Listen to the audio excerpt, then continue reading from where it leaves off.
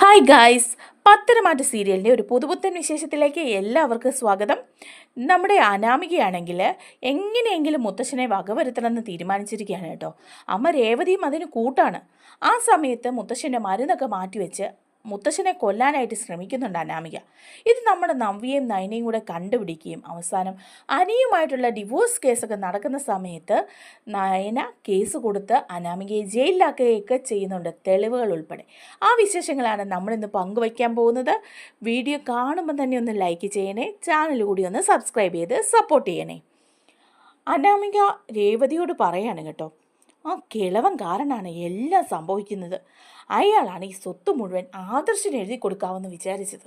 ഞാൻ ആ പായസത്തിൽ വിഷം ചേർത്തപ്പം അയാൾക്ക് എന്തെങ്കിലും പറ്റി ആശുപത്രി കുറച്ച് ദിവസം കിടക്കുമെന്നെങ്കിലും വിചാരിച്ചു. അത് നമുക്ക് തന്നെയുള്ള പണിയായല്ലോ. ഏതായാലും അവളുമാർ കൊള്ളാലോ, ആ നയനയും നവ്യയും. അതേ മക്കളെ, എന്ത് ചെയ്യാനാന്ന് നോക്ക്. അവളുമാർ ചെയ്ത പണി കണ്ടില്ലേ? അയ്യോ, അച്ഛനിപ്പോൾ എങ്ങനെയുണ്ടാവും? വാ, വീട്ടിലേക്ക് പോയിട്ടുണ്ട് എന്നൊക്കെ രേവതി പറയാണ്. അതേന്നേ. അപ്പോൾ രേവതി തന്നെ പറഞ്ഞു കൊടുക്കുകയാണ്, മോളെ ആ കിളവനെ എങ്ങനെയെങ്കിലും തട്ടാൻ നമുക്ക് നോക്കണം. അയാളാണ് ഈ നയനയുടെ ബലം. നയന പുണ്യാളത്തിയാണെന്ന് ദിവസം ഒരു 40 പ്രാവശ്യമെങ്കിലും പറയുന്നുണ്ട്. അതുപോലെ തന്നെ ആദർശമോൻ, എല്ലാ ആദർശനും നയനയ്ക്കും ഉണ്ടാകുന്ന കുട്ടിക്ക് കൊടുക്കുമെന്നാണ് പറയുന്നത്. ഇതിൻ്റെ വല്ല ആവശ്യം ഉണ്ടായിരുന്നോ? എല്ലാവർക്കും ഒരുപോലെയാണെങ്കിലും വീതിച്ചു കൊടുക്കണ്ടേ? അനിയല്ലേ ഇളയ കൊച്ചുമോൻ, അനിക്കല്ലേ കുറച്ച് കൂടുതൽ കൊടുക്കേണ്ടത്? അതേമ്മേ, അതൊന്നും ചെയ്യില്ല. എനിക്കതിൻ്റെ ആവശ്യവുമില്ല. അനി ചോദിക്കുകയില്ല. എനിക്കൊന്നും വേണ്ട. എല്ലാ ആദർശേട്ടനും നയനയെടുത്തി. അതാണ് അനിയുടെ പോളിസി എന്ന് പറയുകയാണ് അനാമിക. ഇനിയിപ്പം നമ്മൾ എന്താ ചെയ്യുന്നത്? നമുക്ക് ഇവിടുത്തെ മുഴുവൻ അടിച്ചു മാറ്റണം എന്നുണ്ടെങ്കിൽ ആ കിളവൻ്റെ കാലം കഴിയാതെ നടക്കില്ല മോളെ എന്ന് ദേവതി പറയുക. അപ്പോഴേക്കും അനാമിക പറയണം, ആ കിളവനെ ഉടനെ തന്നെ പായ്ക്ക് ചെയ്യാനുള്ള പണിയൊക്കെ ഞാൻ നോക്കുന്നുണ്ടമ്മേ. അതെങ്ങനെ ചെയ്യാനാ മോളെ? നമ്മൾ എന്തെങ്കിലും ചെയ്താൽ നമ്മൾ പിടിക്കപ്പെടില്ലേ? കണ്ടില്ലേ, ഇപ്പോൾ പായസത്തിൽ പോലും ഒരു തരി പൊടി കലക്കിയിട്ട് ഇപ്പോൾ അത് തന്നെ നമുക്ക് പണി വന്നില്ലേ? ഇവളുമാർ ഇതൊക്കെ എങ്ങനെ അറിയുന്നവാ? അമ്മ പേടിക്കണ്ട, ഞാൻ കണ്ടിട്ടുണ്ട്. അതെന്താ മോളെ നീ ചെയ്യാൻ പോകുന്നത്? ആ കിളവൻ കഴിക്കുന്ന മരുന്നങ്ങ് മാറ്റിവെച്ചാൽ പതുക്കെ മരിച്ചോളും. സ്ലോ പോയിസൺ ഞാൻ കൊടുക്കാൻ തീരുമാനിച്ചിരിക്കുക അമ്മേ. അതെങ്ങനെ നീ ചെയ്യും? ആ മരുന്നൊക്കെ എടുത്തു കൊടുക്കുന്ന ആ നയനയല്ലേ, അവൾ കാണില്ലേ? അവൾക്ക് നോക്കുമ്പോൾ അറിയില്ലേ മരുന്നിൻ്റെ പേരൊക്കെ? അതിനൊക്കെയുള്ള വഴി ഞാൻ കണ്ടിട്ടുണ്ട്. അമ്മ വഴിയെ കണ്ടോ ഇതൊക്കെ എങ്ങനെ നടക്കുമെന്നുള്ള കാര്യം എന്ന് അനാമിക പറയാണ്. അതിനൊക്കെ ശേഷം അനാമിക പതുക്കെ മുത്തശ്ശൻ്റെ റൂമിൽ പോയിട്ട് മരുന്ന് പെട്ടിയൊക്കെ എടുക്കുകയാണ്. ആദ്യം ഇന്നൊരു സ്ട്രിപ്പ് എടുത്ത് മാറ്റുക കേട്ടോ. എന്നിട്ട് ഈ സ്ലോ പോയിസൻ്റെ മരുന്ന് അതിലേക്ക് വെച്ച് ആ സ്ട്രിപ്പ് അടച്ച് അതുപോലെ കൊണ്ട് അവിടെ വയ്ക്കുകയാണ് ചെയ്യുന്നത്. ഇതിനോടിടയ്ക്ക് ചില കാര്യങ്ങളൊക്കെ നടക്കുന്നുണ്ട്. നമ്മുടെ വേണുവാണ് ഈ മരുന്ന് ഒപ്പിച്ച് കൊടുക്കുന്നത്. വേണു കൊണ്ട് മരുന്ന് കൊടുത്തിട്ട് പറയാണ്, മോളെ സൂക്ഷിച്ചും കണ്ടും വേണം. നമ്മൾ പൊടി കൊണ്ട് കൊടുത്ത് നമുക്ക് തന്നെ പണിയായി. ഇനി ഈ മരുന്നും കൂടെ നമ്മുടെ ഉള്ളിലോട്ടെങ്ങാനും ചെന്നാൽ നമ്മൾ മരിച്ചു പോവേ. ഓർത്ത് വേണം ചെയ്യാൻ. അച്ഛനൊന്നും പേടിക്കേണ്ട. ഇനിയിപ്പോൾ അങ്ങനെയുള്ള അബദ്ധമൊന്നും പറ്റില്ല. ഇത് ഞാൻ കണ്ടിട്ടുണ്ട്. മരുന്ന് ഞാൻ സ്ട്രിപ്പ് മാറ്റി അതിൻ്റെ അകത്ത് വയ്ക്കും. വെച്ച് ആ മുത്തശ്ശൻ്റെ പെട്ടിയിൽ കൊണ്ടുവയ്ക്കും.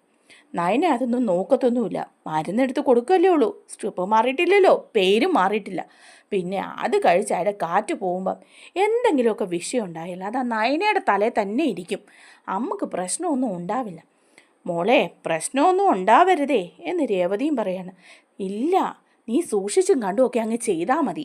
കുഴപ്പമൊന്നും ഉണ്ടാവില്ലെന്ന് എൻ്റെ മനസ്സ് പറയുന്നുണ്ട്. ഇതോടുകൂടി ആ കിളവൻ അങ്ങ് അടിച്ചു പോയി കഴിഞ്ഞാൽ നമ്മുടെ കയ്യിലിരിക്കും കാര്യങ്ങൾ. ആ തള്ളയെ കൊണ്ട് പ്രശ്നമൊന്നുമില്ലെന്നേ, അവർക്ക് കുഴപ്പമൊന്നുമില്ല. ഈ പുള്ളിയുടെ കയ്യിലല്ലേ കിരീടും ചെങ്കോലും എല്ലാം, അനുസരിക്കാൻ മക്കളും കൊച്ചുമക്കളും എല്ലാം. ഇപ്പോൾ അതുകൊണ്ടല്ലേ നമ്മളിവിടെ കിടന്ന് ഉരുണ്ട് കളിക്കേണ്ടി വരുന്നത്.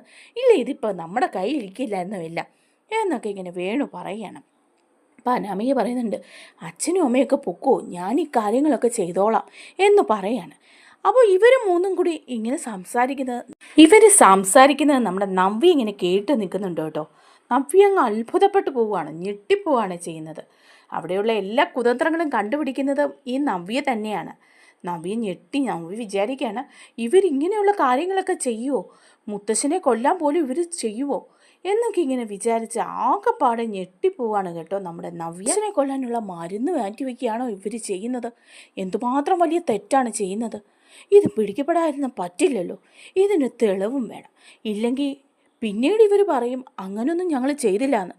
അതുകൊണ്ട് എന്തായാലും വീഡിയോ എങ്കിലും റെക്കോർഡ് ചെയ്യണം, എപ്പോഴെങ്കിലും ഇതിൻ്റെ ആവശ്യം വരും.